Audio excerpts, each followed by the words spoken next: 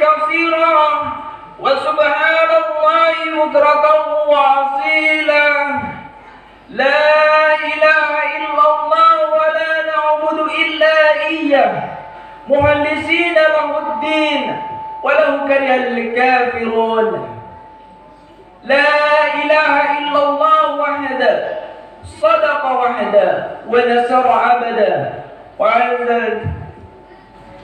جنده وعزم الأصحاب وحده لا إله إلا الله والله أكبر الله أكبر ولله الحمد إن الحمد لله نحمده ونستعينه ونستغفره ونعوذ بالله من شرور أنفسنا ومن سيئات أعمالنا من يهد الله فلا مضل له ومن يضلله فلا هادي له أشهد أن لا إله إلا الله وحده لا شريك له وأشهد أن محمدا عبده ورسوله اللهم صل وسلم على سيدنا ومولانا محمد رسول الله صلى الله عليه وآله وسلم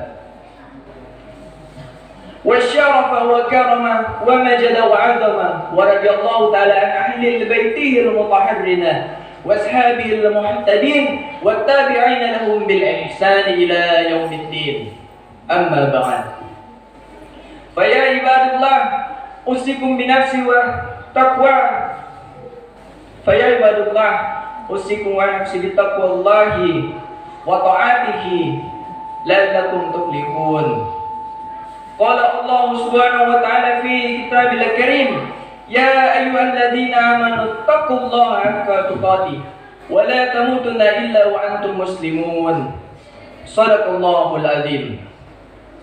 Alhamdulillah, pertama-tama dan yang paling utama, marilah kita panjatkan puja dan puji syukur kita atas kehadirat Allah Subhanahu wa Ta'ala, Tuhan semesta alam, yang mana telah memberikan kita banyak nikmat, telah memberikan banyak rahmat, sehingga kita tidak dapat menghitung nikmat yang telah Allah berikan.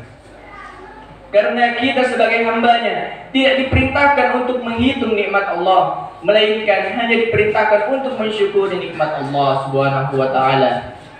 Allah Subhanahu wa Ta'ala berfirman, la in syakartum la azidanakum wa la in kafartum inna azabi lasyadid. Yang artinya, barang siapa yang mensyukuri nikmatku, maka niscaya akan aku tambahkan atau aku limpahkan. Tetapi barang siapa yang kufur atas nikmatku, maka azabku sangatlah pedih. Nauzubillah min dzalik. Salawat dan salam tak lupa pula kita junjungkan dan kita aturkan kepada Nabi kita, suri tauladan kita, Nabi Allah, Nabi Muhammad sallallahu alaihi wasallam, beserta para keluarga, para sahabat, para tabi'in, para tabi'ut tabi'in, dan para pengikutnya yang insyaallah istiqomah hingga akhir zaman. Berbicara soal Idul Adha, Idul Adha adalah dikatakan Id karena dia datang di tahun lalu dia datang kembali di tahun ini. Dikatakan Id karena dia dirayakan di tahun lalu dia dirayakan kembali di tahun ini. Tetapi tidak ada jaminan dari Allah Subhanahu wa Ta'ala bahwa kita akan mendapatkan sholat Id di tahun berikutnya. Banyak orang di sekitar kita, banyak orang-orang yang berjasa di sekitar kita yang telah meninggalkan kita, yang mana senyumnya masih terbayang di wajah kita, senyumnya masih terbayang di dalam pikiran kita, namun sudah tidak dapat kita rasakan kehadirannya di depan mata kita. Maka dari itu, kembali Hatib mengingatkan kepada diri Hatib pribadi serta kepada jamaah Allah Subhanahu wa Ta'ala berfirman, ya ayyuhalladzina amanu taqullaha haqqa tuqatih wa la tamutunna illa wa antum muslimun. Dikatakan Allah Subhanahu wa Ta'ala bahwa wahai orang-orang yang beriman, bertakwalah engkau dan janganlah engkau mati kecuali dalam keadaan Islam. Berarti ada umat Islam yang mati tapi bukan dalam keadaan Islam, Karena kenapa? Karena umat Islam mempunyai kewajiban. Kita sebagai muslim, kita mempunyai kewajiban. Jadi, sebagai seorang muslim yang baik, kita harus menaati kewajiban kita kepada Allah Subhanahu wa taala. Adapun tema khutbah pada pagi hari ini yakni terkait hikmah yang dapat kita ambil dari peristiwa Nabi Ibrahim alaihissalam. Nabi Ibrahim alaihissalam adalah Rasul Allah, adalah orang terpercaya dan orang yang terdekat dengan Allah Subhanahu wa taala. Namun banyak cobaan, banyak rintangan, serta banyak ujian yang dihadapi oleh Nabi Ibrahim alaihissalam. Maka pada khutbah kali ini saya akan mengangkat beberapa pesan terkait hikmah yang dapat kita angkat dari kisah Nabi Ibrahim alaihissalam. Yang pertama, Nabi Ibrahim alaihissalam itu banyak ditimpa oleh musibah, banyak ditimpa oleh ujian, banyak ditimpa oleh persoalan-persoalan yang harus dia selesaikan. Banyak ujiannya. Maka kita sebagai umat Nabi Muhammad SAW, umat Rasulullah, umat yang beriman, kita harus percaya bahwa setiap yang hidup di atas muka bumi ini akan selalu diuji oleh Allah Subhanahu wa taala. Gunanya untuk apa? Untuk meningkatkan kualitas keimanan kita, agar kita dapat berhijrah. Karena hijrah bukan berarti hilang persoalan. Hijrah bukan berarti hilangnya ujian dan cobaan, melainkan hijrah tetap ada ujiannya, tetap ada cobaannya, tetapi kita mempunyai kualitas keimanan yang lebih kuat. Kita mempunyai daya tangguh yang lebih hebat. Nabi Ibrahim alaihissalam diuji oleh ayahnya. Ayahnya adalah seorang pemahat, seorang pembuat patung atau pembuat berhala. Ayahnya adalah kafir, tetapi Nabi Ibrahim alaihissalam tetap mendoakan ayahnya, memohon ampunan kepada Allah Subhanahu wa taala. Ujian di keluarga, Nabi Ibrahim alaihissalam bisa lewati. Ujian di masyarakat, Nabi Ibrahim alaihissalam dibakar oleh penguasa yang zalim.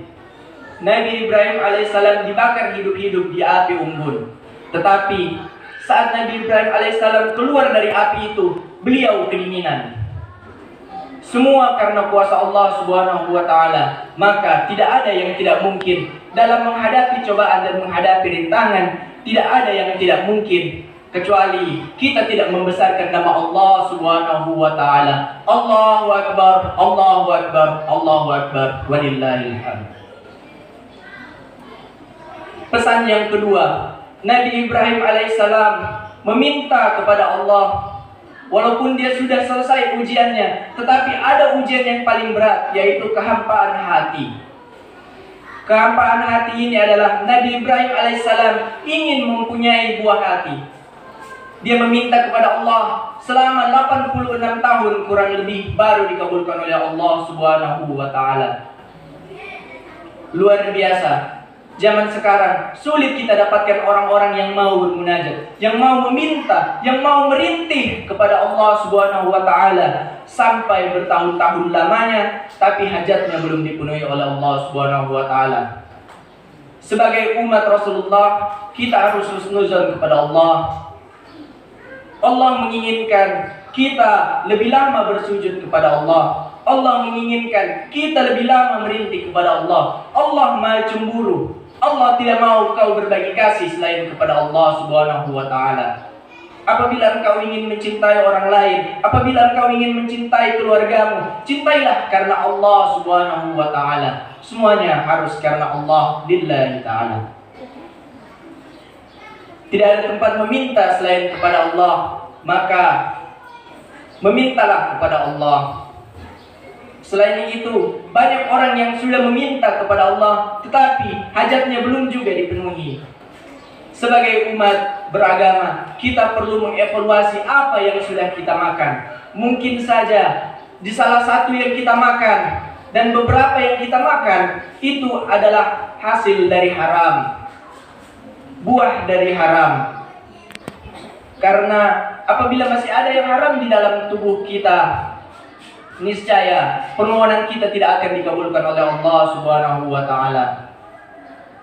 Sekarang banyak orang yang menghalalkan berbagai cara demi mendapatkan kenikmatan perutnya, demi menikmati perutnya, menikmati tenggorokannya. Namun semuanya hanya sebatas sampai di tenggorokan.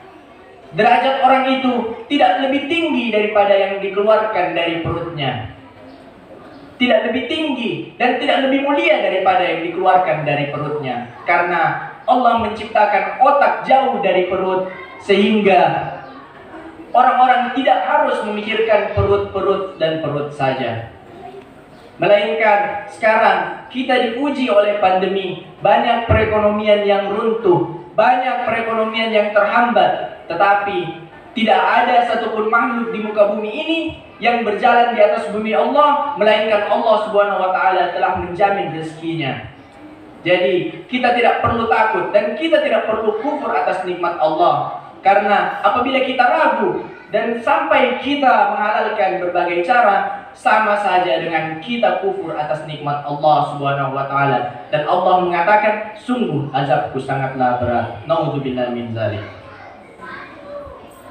Untuk meminta kepada Allah, di dalam Al-Quran dikatakan, dan di antara orang-orang yang berada di taman-taman surga, wabil asharihum yastaghfirun. Mereka di waktu sahar beristighfar. Kapan waktu sahar itu? Waktu sahar itu adalah waktu 10 sampai 15 menit sebelum sholat subuh.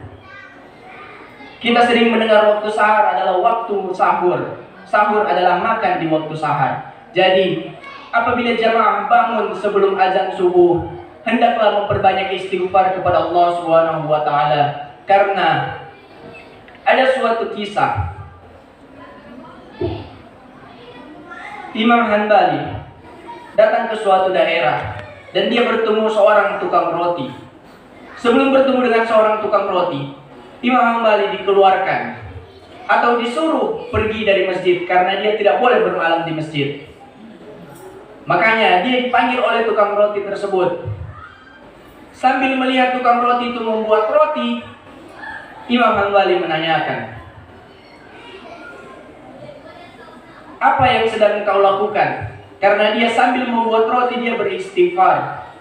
Dia menjawab, amalan ini adalah amalan yang telah saya lakukan sudah lama.